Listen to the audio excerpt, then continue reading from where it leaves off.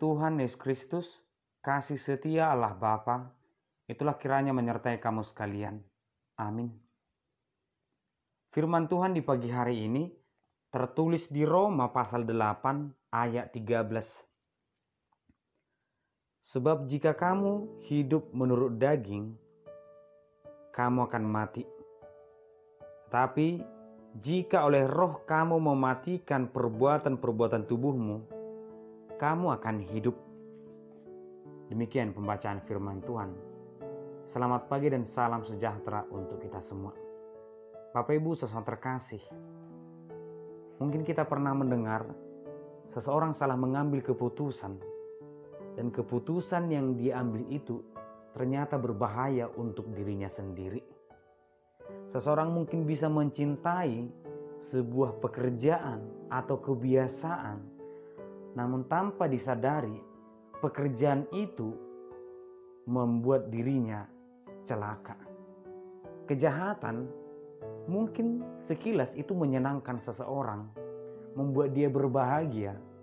Tetapi firman Tuhan berkata, kejahatan itu sendiri sebenarnya akan membuat hidupku hancur. Hancur di dunia ini dan mungkin tidak akan pernah berkenan di hadapan Tuhan. Oleh karena itulah turunnya Roh Kudus mengingatkan kepada manusia hanya ada dua pilihan hidup. Hidup oleh karena kuasa Roh Kudus atau tidak sama sekali. Jika kita hidup dituntun oleh Roh Kudus, percayalah kita akan hidup dan kita akan berkenan di hadapan Tuhan. Tetapi jika kita hidup menuruti keinginan daging kita, pertama, mungkin orang lain tidak akan berbahagia bersama kita, atau orang lain akan mengasingkan kita. Yang kedua, mungkin kepribadian kita tidak akan pernah bertahan ketika kita menghadapi masalah. Yang ketiga, yang pastinya Tuhan tidak berkenan kepada orang yang mencintai kejahatan. Oleh karena itulah Roma 8 mengajarkan kepada setiap orang yang mungkin masih terikat dengan perbuatan kedagingan, sifat-sifat yang jahat, tinggalkanlah itu agar engkau hidup, agar kita berkenan di hadapan Tuhan, agar hari esok pun jadi lebih indah.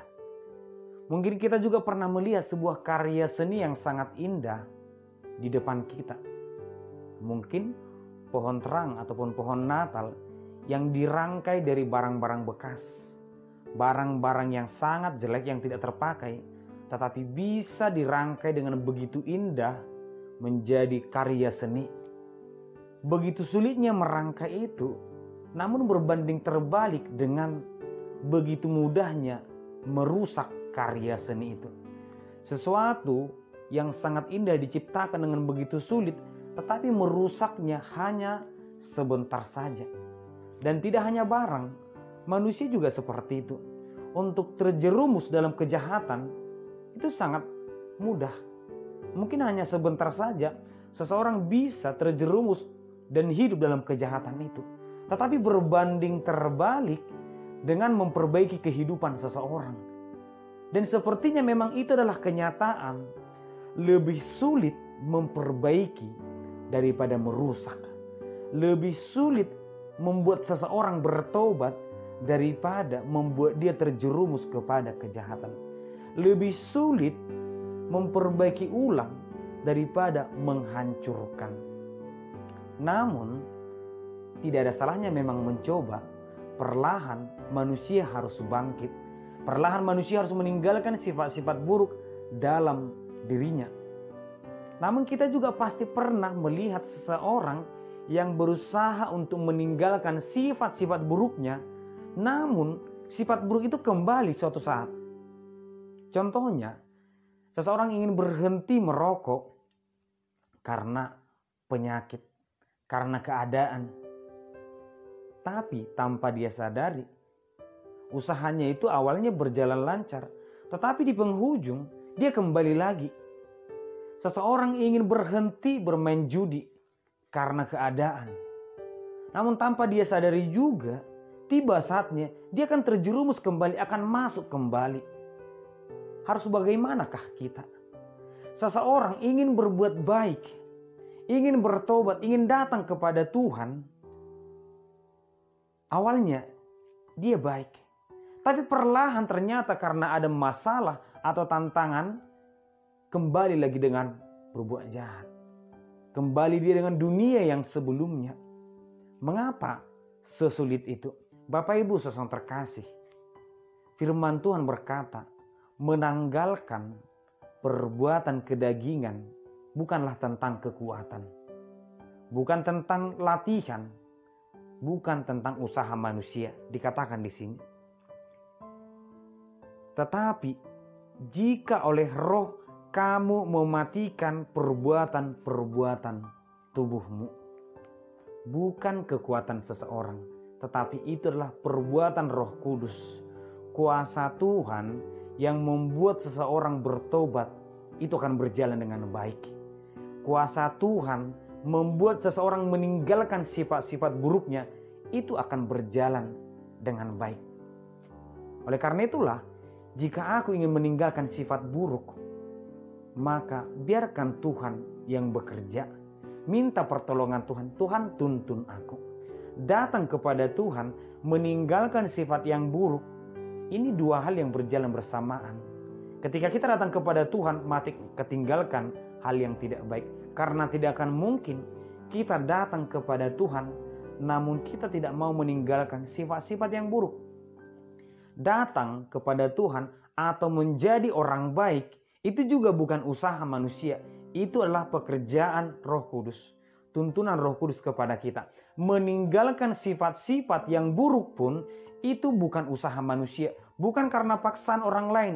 Seorang anak ingin rajin belajar, itu tidak akan bisa jika hanya karena paksaan orang tua. Seorang anak ingin sukses, itu tidak akan bisa terjadi hanya karena perintah orang tua. Tetapi ada roh, ada kuasa yang bekerja dalam dirinya yang membuat dia semangat untuk belajar, semangat untuk bekerja. Dan ternyata tidak hanya berbicara tentang pertobatan. Masalah hidup pun sangat jelas firman Tuhan berkata, serahkan segala kekhawatiranmu kepada Tuhan, maka Ia akan meluruskan jalanmu, akan menolongmu, akan menopangmu. Ketika hidupmu berbeban berat, ada masalah hidupmu, datanglah kepada Tuhan. Masalah itu tidak akan hilang, tapi percayalah, masalah itu akan ringan ketika Tuhan yang menolong kita. Oleh karena itulah, Bapak Ibu saudara terkasih, manusia itu diciptakan Tuhan baik untuk tujuan yang baik.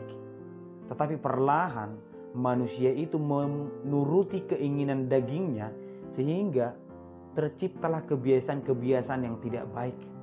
Tuhan menginginkan manusia itu kembali seperti semula, adalah ciptaan yang baik dan hidup untuk tujuan yang baik. Oleh karena itulah, datang kepada Tuhan membuat hidup jauh lebih baik, meninggalkan hal-hal yang buruk, menghadapi masalah hidup. Jangan andalkan kekuatan, jangan andalkan pikiran, tetapi datanglah kepada Tuhan. Mari kita meminta pertolongan kepada Tuhan. Tuhan, kuatkan aku menghadapi tantangan hidupku. Tuhan, aku ingin cita-cita yang lebih indah. Minta pertolongan kepada Tuhan. Tuhan, aku ingin bertobat seperti Saulus yang bertobat. Itu adalah kuasa Tuhan, sehingga pertobatannya 100%, tidak 80 atau 50. Sehingga di pagi hari ini firman Tuhan menyapa kita. Jika kita ingin hidup, datanglah kepada Tuhan, karena iman atau kepercayaan kepada Tuhan akan membuat kita hidup dan berkenan di hadapan Tuhan. Amin, kita berdoa.